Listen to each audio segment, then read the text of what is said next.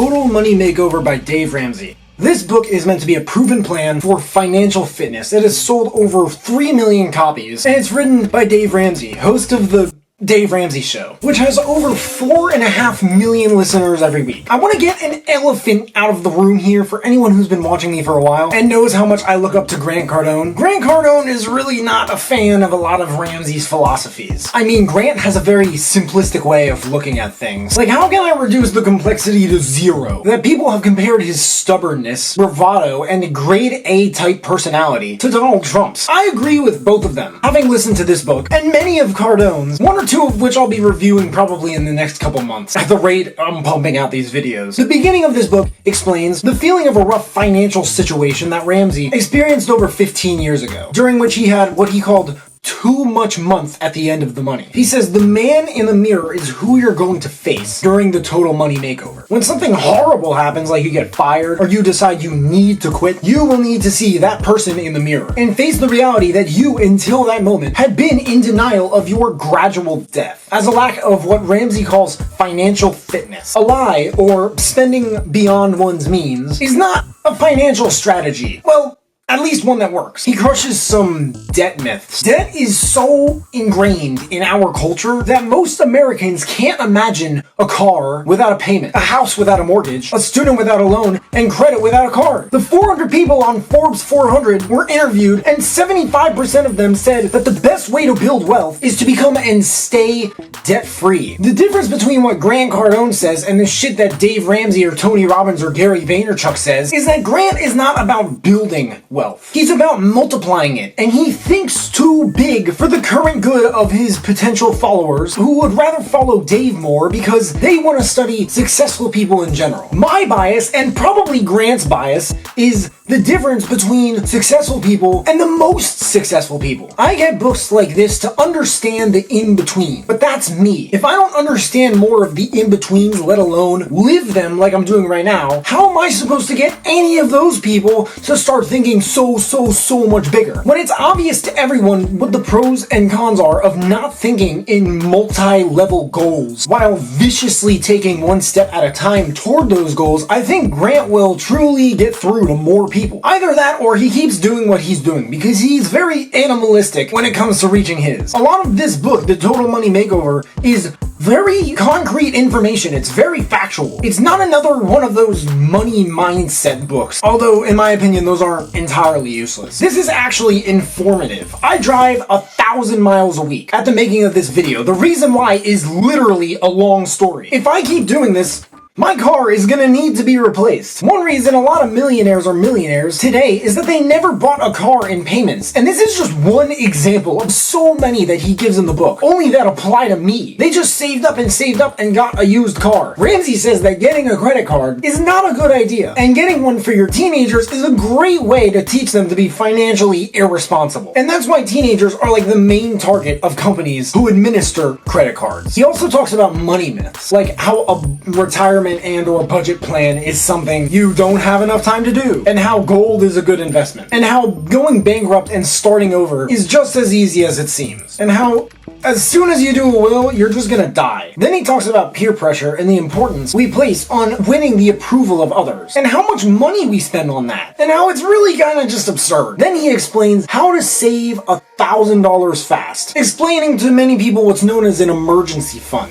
The problem with shit like emergency funds is a lot of people will tell you that it's a good idea to have an emergency fund, but that's the problem. They're really just kind of telling you to do it. They're not telling you why, or especially how. Because upon hearing what it is, I feel like things like emergency funds, it's pretty obvious why we should have them. But again, that's another reason to get books like this. He describes people who succeed most with the Total Money Maker as gazelle intense. It's named after how determined gazelles are to outrun cheetahs. As in, like, how determined are you to outrun the shit that is going to happen to your finances if you don't pay attention to them and do something about, like, the problem that they are causing you. Then he talks about maximizing retirement and how, for the Total Money Makeover, a Roth IRA is a great idea. And then he talks about college funding, which is, I mean, who wouldn't want to know about that? In the next chapter about paying off home mortgages, this stood out. The bottom line is that after adjusting for taxes and risk, the debt-free person will actually come out ahead. When you pay off your phone and you have no payments,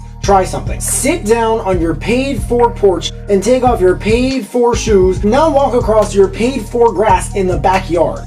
It feels different. The outro is beautifully written, in my opinion, about the philosophies of greed and inheritance and the consequences of them. He even mentions religions and how so many of them will basically say that if you have money, give it to the greater good. I feel the need to be a little bit experimental on direction 1 of this video. For anyone who's curious, direction 1 is basically who I think should check out the book I'm reviewing. Direction 2 is what I recommend checking out if they like this book. But I want to speak my philosophy on the actual merits and point of even getting a book like this. Because I've been consistently uploading on YouTube now for over a year, but not consistently the same type of content. And I finally just decided to stick to book reviews for a while. This is my 6th book review in a row, and it seems like sort of a step-by-step book. That's one thing. So I really don't think, even if it's about money and personal finance, that these books are worth reviewing, because the amount of time I actually have to take thorough action on shit like this, in books like this, with the sheer amount of books that I kind of devour on a weekly basis, is really not that much. And anyone could be like, Sam, that is such fake news. You're obviously a scam because you're telling people to take action in your insight videos, but you're not reviewing books that do the same thing because you don't want to take action. I guess that makes sense, but the books with information really worth taking the most action on, to me, like Think and Grow Rich by Napoleon Hill, How to Win Friends by Dale Carnegie, Rich Dad's Cash Flow Quadrant by Robert Kiyosaki, The 10X Rule by Grant Cardone, The Power of Now by Eckhart Tolle, and not many others at this point in my life are the shit I live for. So that's why I'm gonna try in the future to not really review step-by-step books, other than ones I just mentioned. Something else is the thing about books like this is the promise of getting rich in 20 to 40 years. I have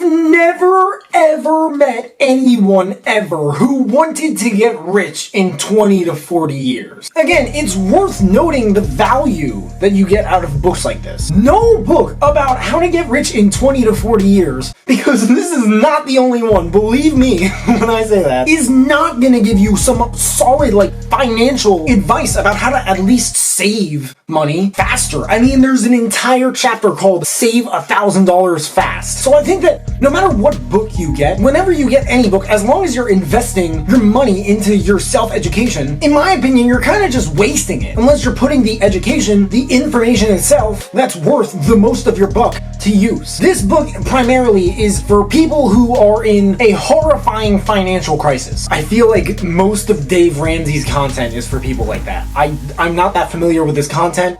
This is probably the only thing I've touched of his content. But if you are in the scariest financial sinkhole of your life, the worse it is, the more this book can seriously help you. I would really recommend getting this book and obsessively reading it or listening to it over and over again until the ideas are a part of your brain. That's who I recommend this book to. Or anyone who really kind of just wants to know a little bit more about personal finance in general. Quotes: if you live like no one else, then you will be able to live like no one else. We buy things we don't need with money we don't have to impress people we don't like. This is the real world where sad old people eat Alpo.